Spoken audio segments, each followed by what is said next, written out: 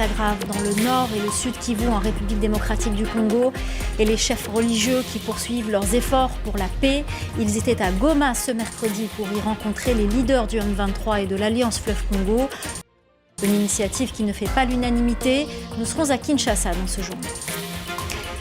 Et cette guerre qui complique la tâche des soignants, la fondation Ensemble contre les maladies qui opère dans les deux Kivu auprès des enfants malades et démunis face à la guerre, mais aussi après la décision de l'administration Trump de mettre fin au USAID.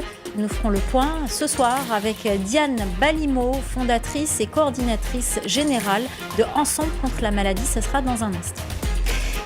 Et puis la disparition de Jimmy Mbai, le guitariste du Super Étoile, le célèbre groupe de Malax de Youssou N'Dour. Il est décédé à l'âge de 68 ans.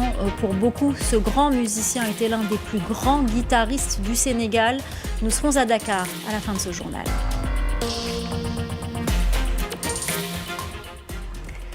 La situation est loin d'être stable dans l'est de la République démocratique du Congo. Alors qu'à Goma, de nombreux déplacés ont dû quitter leur camp. Le M23 poursuit son avancée dans le sud Kivu. Dans le même temps, les chefs religieux du pays poursuivent leurs consultations pour la paix. Ils ont déjà rencontré le président Félix Tshisekedi et l'opposant Martin Fayulu. Cette fois, ils se sont rendus à Goma pour rencontrer les leaders du M23 et de l'Alliance Fleuve Congo. Une démarche qui ne fait pas l'unanimité à Kinshasa. La correspondance d'Aurélie Bazaraki-Bangoula avec les images de Fidel Kitsa. Notre priorité, c'est la paix. Ce sont les mots de Monseigneur Ntcholé prononcés depuis Goma. Les représentants des églises catholiques et protestantes y ont rencontré des responsables de l'Alliance Fleuve Congo et du M23. Une rencontre qui a duré près de 3 heures. Les religieux avaient plusieurs objectifs. D'abord, demander la cessation des hostilités et la protection des civils. Ils plaident pour la réouverture de l'aéroport pour que l'aide humanitaire puisse être acheminée, mais aussi des objectifs plus politiques comme écouter les revendications de l'AFC du M23. AFC et M23, barre M23 représenté par Corneille Nangaa, nous a expliqué les raisons de leur agir. Ce n'est pas à moi de le dire parce que je ne suis pas leur porte-parole, mais à ce stade, je peux dire qu'en les écoutant, ça nous a motivé davantage de travailler dans le sens de ce pacte-là. On a compris qu'il y a beaucoup de choses qui pourront être réglées si le Congolais se mettait autour d'une table. Ces consultations des églises catholiques et protestantes ne font pas l'unanimité à Kinshasa. L'UDPS s'oppose fermement à l'initiative.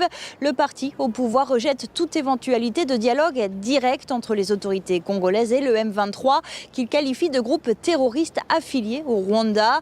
Mardi, le président Félix Tshisekedi s'est dit ouvert à l'initiative de paix des religieux mais demande qu'elle soit inclusive et intègre toutes les confessions du pays. De leur côté, les religieux rappellent que leur rôle c'est d'offrir un cadre de dialogue, mais pas d'en définir le contenu. La mission reste tout de même ambitieuse car ils disent vouloir dépasser les affrontements immédiats pour s'attaquer aux dynamiques qui entretiennent les conflits dans l'est du pays. Les corps de 14 soldats sud-africains déployés dans le cadre de la SADC en République démocratique du Congo seront rapatriés ce jeudi en Afrique du Sud. En attendant, la situation dans l'est du pays continue d'inquiéter les Sud-Africains. Au Parlement, le débat sur le maintien des troupes sur ce terrain de guerre fait rage, comme nous l'explique notre correspondante au Cap, Caroline Dumais. Lors de l'ouverture du Parlement le 6 février dernier, le président Cyril Ramaphosa avait assuré qu'il continuerait à défendre l'intégrité territoriale de la République démocratique du Congo. Et bien depuis, les parlementaires en débattent. Ils savent qu'il y a 3000 soldats sud-africains sur le sol congolais répartis entre les forces des Nations Unies et celles de la SADC. Mais justement, quel mandat pour cette force? C'est la question que se posent beaucoup de parlementaires sud-africains. Est-ce que ça doit rester une force de maintien de la paix au regard de ce qui se passe dans le Kivu? Et puis surtout, beaucoup sont inquiets. Ils craignent que le conflit s'enlise et que les Sud-Africains n'aient pas suffisamment d'équipement. La réalité est que nos soldats se battent contre un ennemi qui a des meilleures armes, de meilleurs moyens et des services de renseignement supérieurs. Alors que les équipements des rebelles sont au top de la technologie, nos soldats sont envoyés au combat sans drones, sans avions de combat et sans équipement militaire d'urgence. Beaucoup d'observateurs affirment qu'il y a des vols entre la base militaire de Pretoria et la ville congolaise de Lubumbashi. On estime qu'entre 400 et 800 soldats auraient fait le voyage avec du matériel militaire. Personne ne sait si c'est un renforcement des troupes ou une simple relève. Le ministère de la Défense se refuse à faire tout commentaire, mais s'apprête à accueillir les dépouilles des 14 soldats morts au Congo.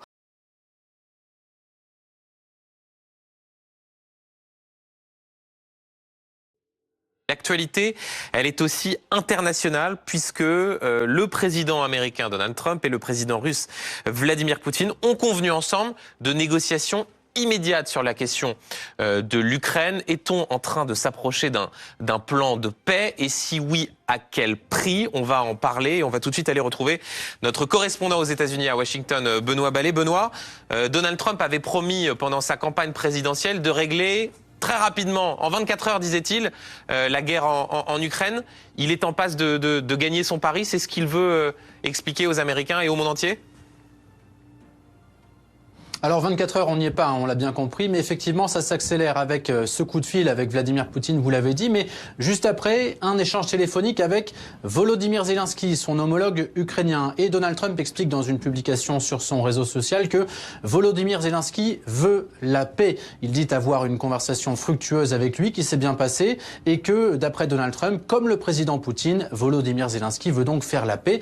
Un échange donc qui fait suite à celui entre Donald Trump et Vladimir Poutine, un appel téléphonique d'1h30, une conversation prolongée, très constructive d'après Donald Trump, qui a donc scellé, d'après le président américain, le début des négociations entre les États-Unis, la Russie et l'Ukraine en vue de la fin de la guerre entre Kiev et Moscou. Alors à en croire Donald Trump, Vladimir Poutine et lui veulent mettre fin aux millions de morts laissés à la guerre. Les deux dirigeants ont parlé des forces de leurs nations respectives et du grand bénéfice qu'il y aura un jour à travailler ensemble. Je cite Donald Trump. Le tout dans une démarche de bon sens, comme le président américain aime à le répéter pour tout ce qui touche à son agenda politique. Alors, lors de ce premier échange entre Washington et Moscou depuis le 20 janvier, l'arrivée de Donald Trump à la Maison-Blanche, les deux dirigeants ont également convenu de se rendre visite dans leurs pays respectifs, toujours selon le président américain. Donald Trump qui reste tout de même assez flou sur le contenu des négociations. Alors à Bruxelles aujourd'hui, c'est son ministre américain de la Défense, Pete Hegseth, qui a pris position, tracé les lignes rouges concernant l'OTAN et l'Ukraine. Il a jugé irréaliste d'envisager un retour de l'Ukraine à ses frontières d'avant 2014 en redonnant la Crimée à Kiev. Et puis de même, pour terminer, une adhésion de l'Ukraine à l'Alliance Atlantique à l'issue de négociations de paix n'est pas réaliste, toujours d'après le chef du Pentagone. Benoît Ballet en direct de Washington pour BFM TV. Bonsoir Christian Macarian. Bonsoir. Merci d'être avec nous, journaliste éditorialiste international pour Le Point. Et je salue à distance Stéphane Bureau. Bonsoir, consultant. Bonsoir. États-Unis, BFM TV. Christian Macarian, là il faut nous expliquer à ceux qui nous regardent et qui se demandent ce que ces deux hommes ont pu se dire et surtout à quel prix une paix pourrait être faite. Est-ce que c'est une paix ? Est-ce que ce sont des discussions, des pourparlers au détriment des Ukrainiens, au détriment de la souveraineté territoriale de l'Ukraine? Ce soir, alors nous parlons, le terme de paix est à mon avis totalement inapproprié. Il ne s'agit pas d'une paix. Il faut d'abord instaurer un cessez-le-feu. Je rappelle qu'il y a quelques heures à peine, M. Poutine faisait bombarder les faubourgs de Kiev. Kiev, la capitale de l'Ukraine, pour bien montrer à quel point son intransigeance était totale. Donc, il s'est passé quelque chose qui a d'ailleurs tout d'un remake de la guerre froide. On a l'impression des deux anciennes superpuissances qui se parlent comme à l'époque de la guerre froide, d'égal à égal, régissant le monde, alors que le monde a complètement changé. Il y a quelque chose de lunaire dans ce flashback, ce retour vers les superpuissances. Ce qui s'est passé, c'est que Trump s'est mis dans une seringue sur le plan électoral en faisant des promesses, régler l'affaire de l'Ukraine en 24 heures, puis ensuite il a dit quelques mois. Et là, il accélère le tempo de façon très claire. Quant à Poutine, il pousse son avantage parce qu'il a effectivement l'avantage sur le terrain face à l'Ukraine. Et que pour lui, après des années de difficultés et après plusieurs revers qu'il ne faut pas oublier face à l'Ukraine, la Russie a repris l'avantage clairement.